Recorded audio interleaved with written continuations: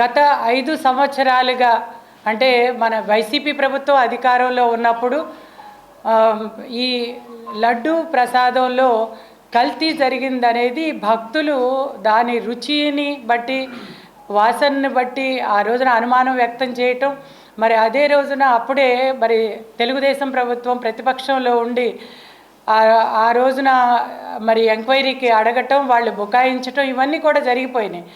మరి ఈ రోజున మన ప్రభుత్వం అధికారంలోకి వచ్చింది.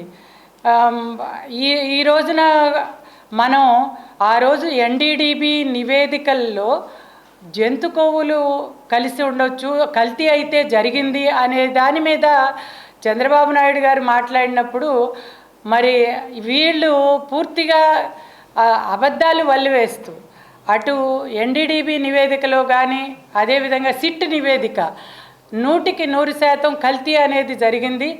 అది ఒక కెమికల్స్తో కూడిన, అసలు నెయ్యి అనేది పాల నుంచి తీసిన నెయ్యే కాదు, కెమికల్స్తో కూడిన నెయ్యి అని చెప్పి ఈ రోజున మరి సిట్ నివేదికని కూడా వీళ్ళు అబద్ధంగా మలిచి అసలు జగన్మోహన్ రెడ్డి గారు అసలు కల్తీనే జరగలేదనేసారు. కానీ మాజీ టీటీడీ చైర్మన్ సుబ్బారెడ్డి గారు మాత్రం కల్తీ జరిగింది, అయితే మీరు అన్నట్టుగా జంతుకోవు కాదు కదా కలిసింది కెమికల్స్ అన్నారు.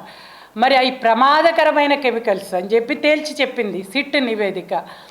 మరి దీన్ని ఏమార్చటానికి ఈ రోజున తప్పు మీద తప్పులు చేస్తూ నిన్న ఆ రోజున దాన్ని అంటే పూర్తిగా టీటీడీ దేవస్థానాన్ని, తిరుమల దేవస్థానాన్ని ఆదాయ వనరుగా మలుచుకున్నారు. ఆ రోజున పరకామణి విదేశీ కరెన్సీని దొంగతనం చేయటంలో కానివ్వండి, అదేవిధంగా మరి లడ్డూ ప్రసాదంలో కల్తీ చేయటం ద్వారా 250 కోట్లు అనేది నష్టం జరిగిందనేది సిట్ తేల్చి చెప్పింది.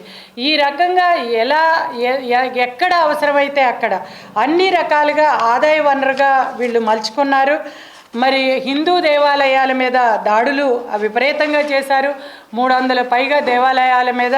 అదేవిధంగా మరి రామజన్మ ఆ రోజున రాముడి తలని నరికిన సందర్భాన్ని కూడా మనం చూసాం. బస్సు టికెట్ల మీద అన్యమత ప్రచారం చేశారు. తిరుమల కొండ మీద అన్యమత గుర్తు, టీటీడీ వెబ్సైట్లలో అన్యమత బోధనలు, ఇవన్నీ ఇన్ని రకాలుగా ఆ రోజున తప్పు చేశారు. అది చాలక ఈ రోజున రాజకీయంగా ప్లే కార్డ్స్ని తీసుకుని శాసన మండలిలో ప్రజా సమస్యల్ని చర్చించాల్సిన చోట ఈ రోజున అక్కడికి ప్లే కార్డుల ద్వారా వెంకటేశ్వర స్వామి ఆ దేవదేవుని ఫోటోను తీసుకురావటమే కాకుండా మరి చెప్పులు బూట్లు కాళ్ళతో ఏమాత్రం మన సంస్కృతి సాంప్రదాయాల్ని గౌరవించేటట్లుగా లేకుండా హిందువుల మనోభావాలను దెబ్బతీసే విధంగా రావటం, అక్కడ దాన్ని విసిరి కొట్టడం, అక్కడ కుర్చీల మీద విసిరి కొట్టడం, ఇవన్నీ కూడా చూస్తే వీళ్ళకి అసలు మత మీద గౌరవం లేదు, దేవుడి మీద గౌరవం లేదు, భక్తి లేదు, మరి ధార్మికత లేదు, ధర్మం లేదు.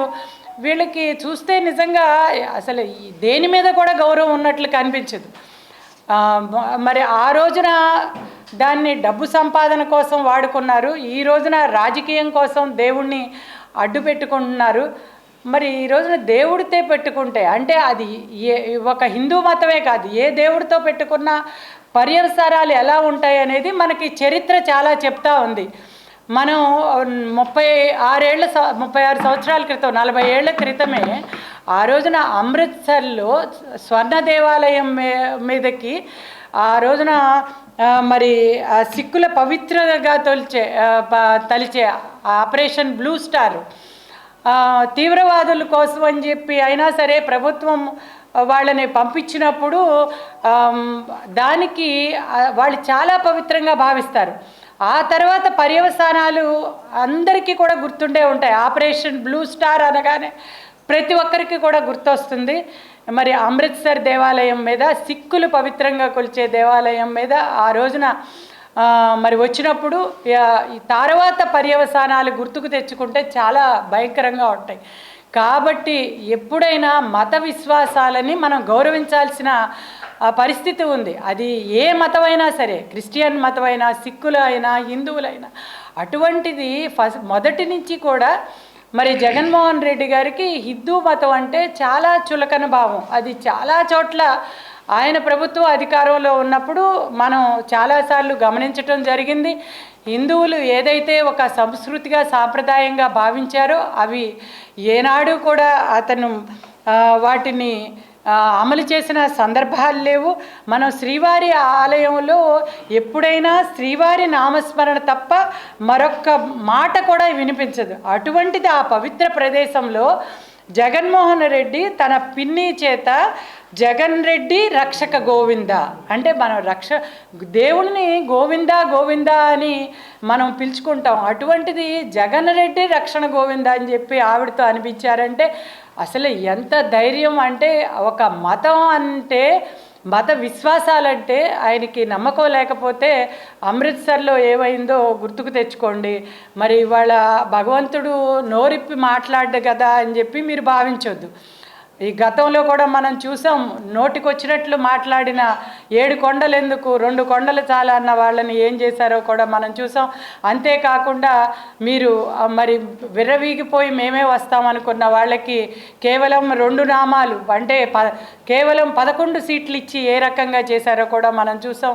కాబట్టి మనం ఈ రోజున ఏ దేవుణ్ణి కూడా చంద్రబాబు నాయుడు గారు మరి అన్ని మతాలని అన్ని కులాలని అందరం కలిసి సహోదర భావంతో ఏదైతే మన భారతదేశ సాంప్రదాయం ఉందో అందరం కలిసి ముందుకెళ్దామనే మాట్లాడతారు తప్ప ఏ ఒక్కటి మరి అది మన చంద్రబాబు నాయుడు గారి గొప్పతనం, మరి తెలుగుదేశం గొప్పతనం. ముఖ్యంగా ఈ రోజున కూటమి మనం కూటమిగా ఏర్పడి జనసేన, బీజేపీ, తెలుగుదేశం మనం ఒక పవిత్ర ప్రాంతంగా ఒక అసెంబ్లీని శాసన మండలిని మనం కొలుచుకుంటాం, మా దేవుణ్ణి కొలుచుకుంటాం.